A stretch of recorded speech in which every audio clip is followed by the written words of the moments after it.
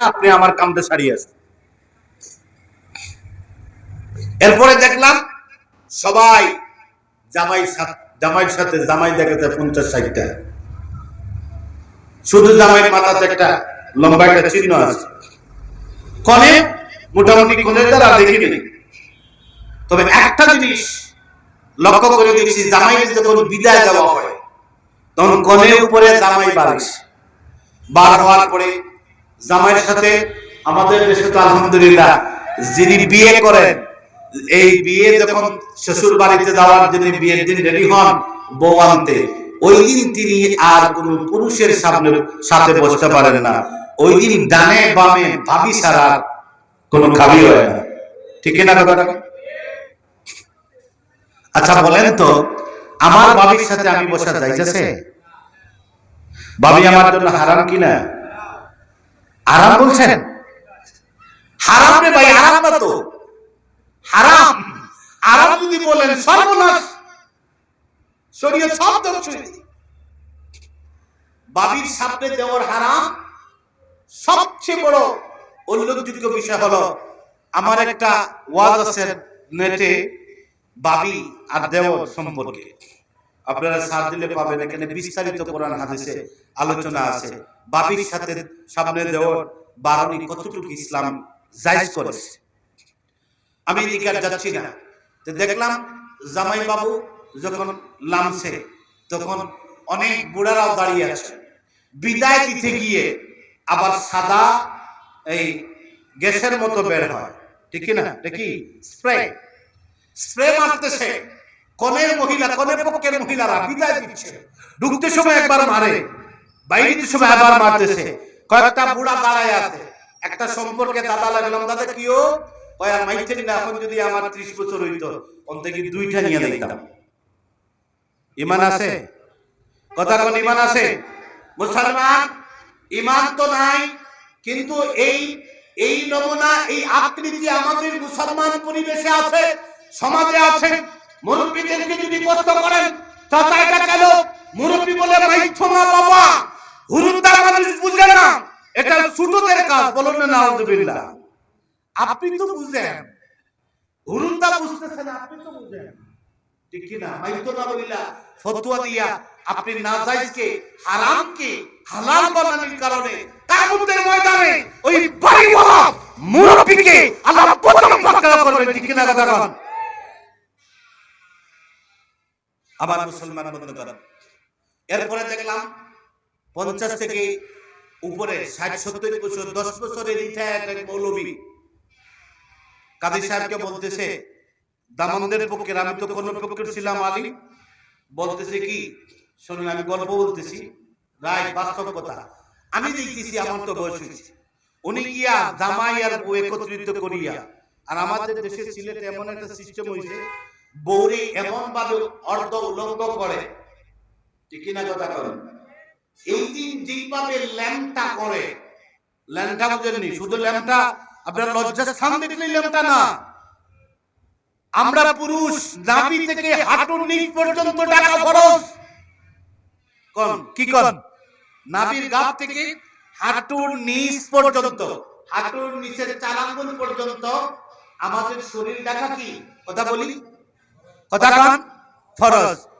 ইচ্ছা করে কোন কাজ ছাড়া, কোন প্রয়োজন ছাড়া কোন মুসলমান হাঁটুর উপরে যদি কাপড় পরে, কোন বেগানা পর পুরুষ পর মহিলা যদি আপনাকে দেখে আর আপনি যদি তওবা না করেন, এমন অবস্থা যদি মারা যান, আমার আল্লাহ বলেন আপনি বেঈমান এবং কাফের।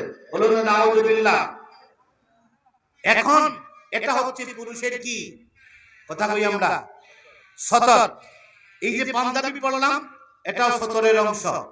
এই যে জুব্বা পরলাম, টুপি পরলাম, আরো সুন্দর, সতরের সৌন্দর্য। হুজুর পড়ছে আবা, আরো সৌন্দর্য, ঠিক কি না? আরো যারা পাগড়ি পরে, আরো সৌন্দর্য। এখন আমি আপনাদের কি বলি, আমার মা বোনদের সতর কি, পরপুরুষের সামনে যাইতে গেলে একবারে মাথার চুল থেকে পায়ের নিচ পর্যন্ত, ঠিক কি না? স্বতন্ত্র বিধান হলো, কারণ যদি কোনো সমস্যা থাকে, উজ্জ্বল থাকে, তাহলে সে মুখ খুলতে পারবে। যদি শ্বাসকষ্ট থাকে আপনার নেকাবটা মুখ ঢাকলে সে যদি মারা যাওয়ার পরিস্থিতি হয় তাহলে ওই মহিলা মুখ খুলতে পারবে, ঠিক না কথা বলেন? আর হাত খুলতে পারবে প্রয়োজনে। যদি লেনদেন করে টাকা, ওই মহিলা, আমাদের দেশীয় আইন মানা লাগে না? দেশীয় আইন, যার নামে অ্যাকাউন্ট, স্বামী বিদেশে, স্ত্রীর নামে অ্যাকাউন্ট, এখন যদি আমাকে পাঠায় তাহলে হবে? সে দায়িত্ব দিব, ঠিক না? সুতরাং লেনদেনের ক্ষেত্রে কোন প্রয়োজনে মহিলা এতটুকু হাত খুলতে পারবে। ইসলাম আমাদেরকে বলে দিচ্ছে, যদি আমরা ইমানদার হইয়া আইয়ুহাল্লাযিনা আমানু, যদি আমরা আল্লাহর উপরে বিশ্বাস স্থাপন করি, তাহলে আমার আল্লাহ আছেন, আল্লাহ মহান, আল্লাহ আমার মালিক, আল্লাহ আমার খালিক, তিনি আমার রব, আমরা তার গোলামি করি, এই বিশ্বাস যদি আমাদের থাকে তাহলে বোঝা যাবে আমরা কি করতে হবে। আমাদের স্ত্রী, উপযুক্ত মেয়ে, আমাদের অধীনস্থ মা বোনদেরকে ওই বিবাহের অনুষ্ঠানে নয়, সব অনুষ্ঠানে অর্ধ উলঙ্গ করা যাবে, কথা কোন যাবে না। সুতরাং এই জিনিসটা আমাদেরকে লক্ষ্য করতে হবে। আমার মুসলমান বন্ধুগণ, এই জিনিসটা যদি আমরা, আমাদের মুসলমানিত্ব যদি আমাদের মাঝে না থাকে, তাহলে এই ওয়াজ করে মসজিদে নামাজ পড়ে ভাই কোনো দরকার নেই, কেউ উঠবেন না। এই যে মাহফিল দিলাম, আপনারা দিলেন, মাহফিল সাজাইলেন, ওয়াজ হলো, নামাজ হলো, এরপরে আপনার জীবনে যাকাত দিচ্ছেন, সদকা দিচ্ছেন, কোরআন তেলাওয়াত করতেছেন, নামাজ পড়তেছেন, রোজা রাখতেছেন। মুসলমানই যদি না থাকে তাহলে ওই নামাজ, রোজা, জিকির, ফিকির, তাহাজ্জুদ, যাকাত কোন কাজে আসবে? কথা জোরে বলেন না। এজন্য আমার মুসলমান বন্ধুগণ, আমাদেরকে আগে ঈমান আনতে হবে। এখন কোন মুসলমান যদি ঈমানদার হতে চান, আমরা সবাই ঈমানদার হতে চাই তো ইনশাআল্লাহ, কথা কোন চাই তো? আমরা ঈমানদার হতে চাই, কিন্তু আমরা গরীব দেখতে পারিনি, দেখতে পারিনি গরীব, কথা কোন না? আমরা সব বড় লোক খুঁজি, কি খুঁজি? আর আমার বয়সের যারা সবাই আমরা নেতা খুঁজি, মার্কা মারা এমপি, মার্কা মারা মন্ত্রী, চিত্র জগতের বিভিন্ন নেতা নেত্রী বা পরিচিত মুখ। আমরা একটা সেলফি নিলাম, ছবি দিলাম, ফেসবুকে পোস্ট দিলাম, বাইশে লাইক দিল, কমেন্ট করলো, আমি কম বেটানি, আমি মোটামুটি 1000-এর উপরে লাইক পেয়েছি, ঠিক না কথা কোন? জোরে বলেন ঠিক। আচ্ছা, এই হাত দিয়ে যুবক ভাই, যুবতী বোনরা আমরা কি করি? লাইক দেই। আচ্ছা, আমার কথা শুনবেন, দেখা লাগবে না, কেউ অন্ধকার অবস্থা বা চলে যাইয়েন না, বিদ্যুতের ব্যবস্থা দুরূদ শরীফ পড়ি। আল্লাহুম্মা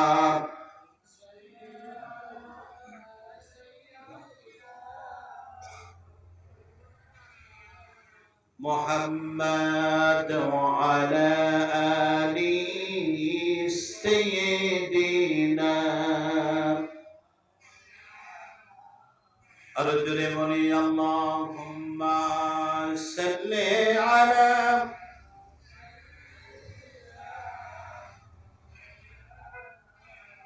মুহাম্মাদ ওয়া আলা আলি সাইয়্যিদিনা,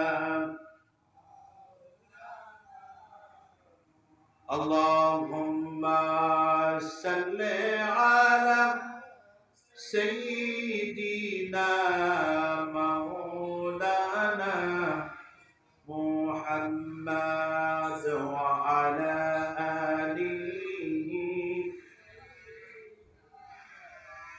মাওলানা মুহাম্মাদ, লা ইলাহা ইল্লাল্লাহ, লা ইলাহা, জোরে লা ইলাহা ইল্লাল্লাহ, লা ইলাহা,